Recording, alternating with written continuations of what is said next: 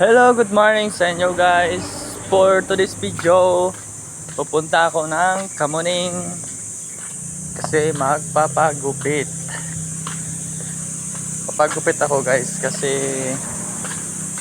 mag-audition na naman ako sa pangalawang pagkakataon sa PBB ngayong Saturday. Kaya magpapagupit ako. Tignan natin kung may mababago ba konti sa mukha natin.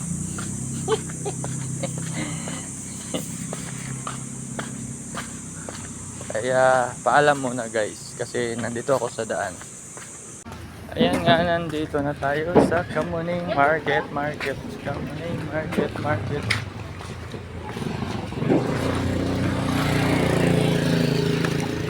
Naghanap ako dito ng salon.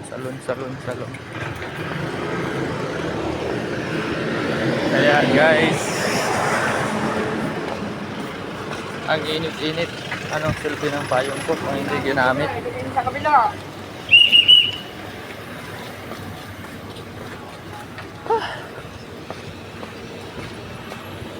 Nandito na tayo sa salon, kaso 9 AM pa daw sila magbukas. So maghintay-hintay muna tayo, maghanap tayo ng iba. Yung alot nila guys, bali 100 daw, 100. Haircut 100.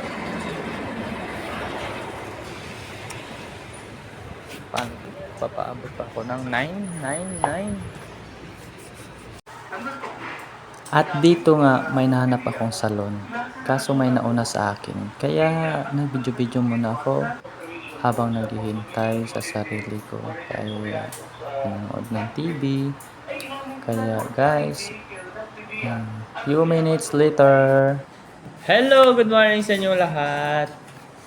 Gusto ko lang magpasalamat muna sa mga nag-follow sa akin. Sana more followers pa. At saka sa mga nag-like, nag-comment, salamat sa inyo. Shout out nga pala kay paring Erwin. Pare, shout out sa iyo Special mention to kasi pa-shout out daw siya. Kita nyo no? Bagong gupit ako ngayon kasi ngayong Saturday mag-audition na naman ako ulit sa pangalawang pagkakataon sa PBB Gen 11. Kaya noong una hanggang first stage lang tayo. Kaya ngayon nagpapagupit ako. Tignan natin kung makukuha ba tayo. Sana naman na makuha tayo guys. Kasi yun yung pangarap ko. Sana suportahan ninyo ako guys. Mga Bisaya, supportan. Lisura mag-Tagalog pero para magkasinabtan na ita, Tagalog na akong gamiton guys. Pasalamat din ko sa kong mga supporters. Usa na ato nagpapasalamat ako kay Ma'am Del sa mga secretary sa RML. Salamat kayo Ma'am Del sa support. Si Ma'am Del pala yung